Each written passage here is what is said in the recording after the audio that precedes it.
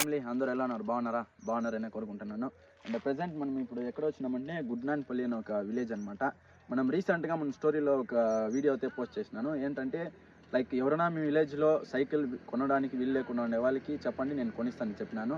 So ఇప్పుడు present మనము cycle కొనిచ్చడానికి వచ్చినాము. సైకిల్ అంతా కొనుక్కొచ్చేసినాం అనమాట. పొద్దున ఈ దరిద్ర ఫేస్ చూశాను, ఏం జరుగుద్దో ఏమిటో. Hello friends. సో అతనికి ఎలా సర్ప్రైజ్ అయిపోతున్నామంటే అతని ఊళ్ళో కూడా ఉండదు, అలా సర్ప్రైజ్ అయిపోతున్నాం అనమాట. సో మనకి ఫస్ట్ ఆఫ్ ఆల్ ఎవరికి థ్యాంక్స్ చెప్పాలంటే ఒక బ్రో ఈ ఊరు నుంచి మనకి మెసేజ్ చేసాం అనమాట. మా ఊర్లో ఇలా ఒక అబ్బాయి ఉన్నాడు, అతనికి సైకిల్ కావాలని. సో ఆలస్యం లేకుండా వీళ్ళకి తెలుపుతాం, లెట్స్ గో. సో గైస్ చూడండి ఎలా ఉందో వాళ్ళ విలేజ్. ఒక రోడ్డు లేదు, అక్కడి నుంచి రోడ్ ఇలానే ఉంది. 5 కిలోమీటర్స్ అప్, 5 కిలోమీటర్స్ డౌన్ వెళ్ళాలి. సో ఆ పిల్లోడు వచ్చి 9th చదువుతున్నాడు అనమాట. సో రోజు వాళ్ళ అమ్మ వాళ్ళని పిలుచుకొచ్చి వదులుతుందంట. మంచి ఇది మనము ఇలాంటి సిచ్యువేషన్లో లేదు. సో ఎవరు మనకన్నా బాగున్నారు అనుకోకండి. సో ఉన్నదంతా అడ్జస్ట్మెంట్ చేసుకోండి, అదే జీవితం అంటే. సో చూడండి కొంతమంది అలా ఎంత ఇబ్బందిలో ఉన్నారో చూడండి. సో ఇప్పుడు వెళ్తాము, వాళ్ళని సర్ప్రైజ్ అయిపోతున్నాం అనమాట. ఎన్ని కిలోమీటర్స్ ఇక్కడి నుంచి నడుచుకోపోవాలి అక్కడికి?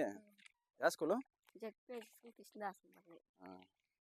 నువ్వు ఇంత దూరం నడుచుకునే పిల్లలు. సో గైస్ తినే అనమాట పిల్లోడు. చూడండి అతనికి ఎలా ఉందంటే, మీ ఇష్టం, అది మీరు ఇస్తే ఏంటి లేదా లేదు. సో ఆ కష్టం తెలిసినాడు కాబట్టి అలా చెప్తున్నాడు అనమాట. సో నీ ఆశ నేను ఎందుకు చేసుకోవాలా? సరే రావునిరా.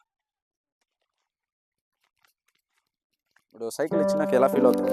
3, 2, 1.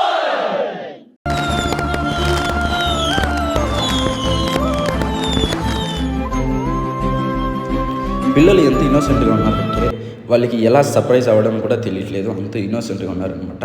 వాళ్ళకి దేని మీద ఆశ లేదు కాబట్టి వాళ్ళు అలా ఉన్నారు. సో జస్ట్ ఒక సింపుల్ లైఫ్ని వాళ్ళు జీవిస్తున్నారు అంతే అనమాట. సో ఇది వాళ్ళ వీడియో. ఇలానే ఇంకొకరితో మళ్ళీ కలుసుకుంటాం. Until then stay hard, stay safe, love you all. Bye చెప్పు. బాయ్ చెప్పాడు కెమెరా చూడు. బాయ్.